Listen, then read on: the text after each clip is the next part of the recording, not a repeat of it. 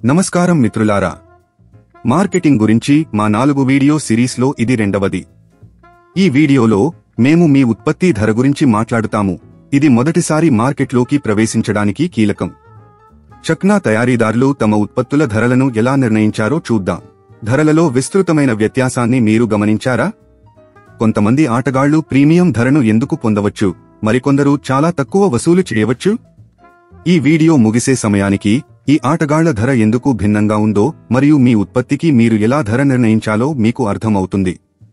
సాధారణంగా ఉపయోగించే మొదటి 2 ధరల వ్యూహాలు ధర ప్లస్ ధర మరియు విలువ ఆధారిత ధర.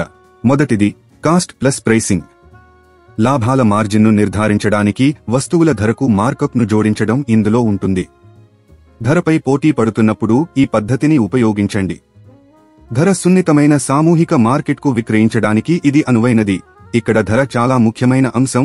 ఇతర అంశాలను మంచి నాణ్యత, ఫినిషింగ్, రుచి, రంగు మరియు ప్యాకేజింగ్ మీ పోటీదారుల మాదిరిగానే ఉంచుతుంది.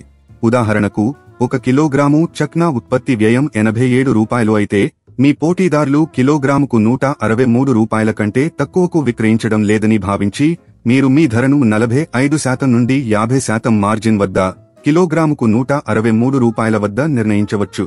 రెండవది విలువ ఆధారిత ధర. ఈ వ్యూహం ఉత్పత్తి ధర కంటే వినియోగదారునికి గ్రహించిన విలువ ఆధారంగా ధరలను నిర్ణయిస్తుంది.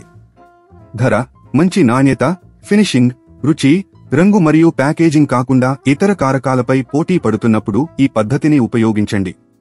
ధర కంటే నాణ్యత మరియు ప్యాకేజింగ్ ముఖ్యమైన మధ్య నుండి అధిక ఆదాయ మార్కెట్లకు ఇది అనువైనది.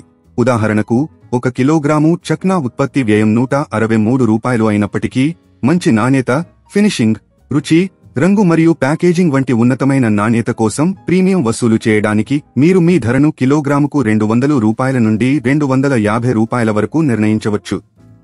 ఇవి కాకుండా మీరు ఇతర వ్యూహాలను కూడా పరిగణించవచ్చు.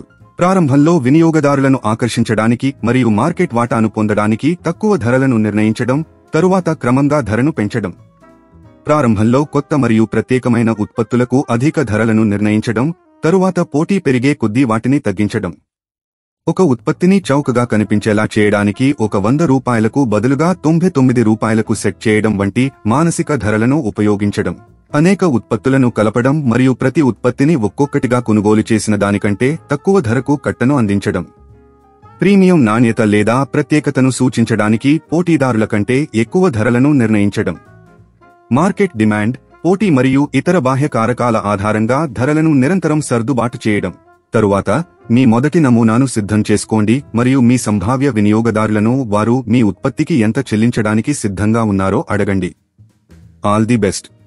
చూసినందుకు ధన్యవాదాలు. మరిన్ని వీడియోల కోసం వ్యాపార్ కోచ్ ఛానల్కు సబ్స్క్రైబ్ చేయండి.